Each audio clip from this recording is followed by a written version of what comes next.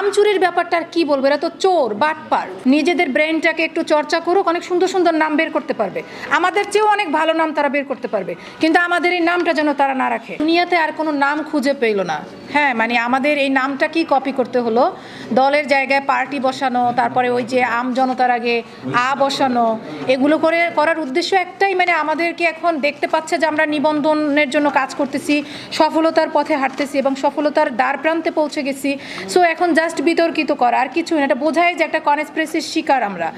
আর দেখেন, একটা মানুষ তাদের মাথায় একটা দল তৈরি করার ক্রিয়েটিভিটি নাই। মানে একটা নাম যে বানাবে, সেই নামটা পর্যন্ত তারা বানাতে পারে না। এরা কীভাবে দল গঠন করতে পারে, এটা একটা খুবই ফানি একটা বিষয় লাগছে আমার কাছে।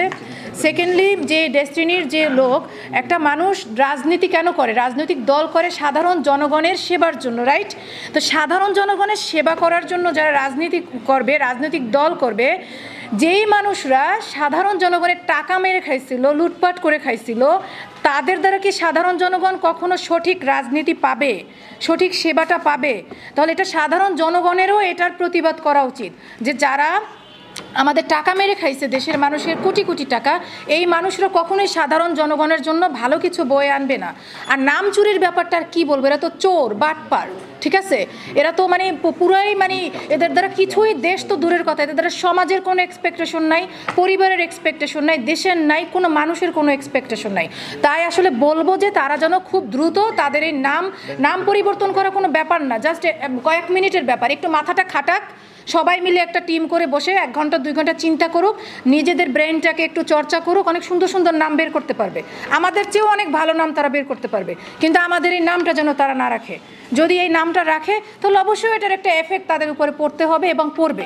তাই অতি সত্বর দাবি জানাচ্ছি আমজনতার দল থেকে, এই নামটা যেন তারা খুব দ্রুত চেঞ্জ করে ফেলে। কি ধরনের ষড়যন্ত্র হচ্ছে বলে আপনি মনে করেন? এই নাম কেন তারা দিবে? নাম দিচ্ছে কারণ নামটা তো অনেক পপুলারিটি পেয়েছে। এখন তারা নিবন্ধনের জন্য অ্যাপ্লিকেশন করবে, যদি নিবন্ধন পেয়ে যায় নামের বদৌলতে, নামটাকে ট্যাগ ব্যবহার করে, বাট এটা কি পসিবল?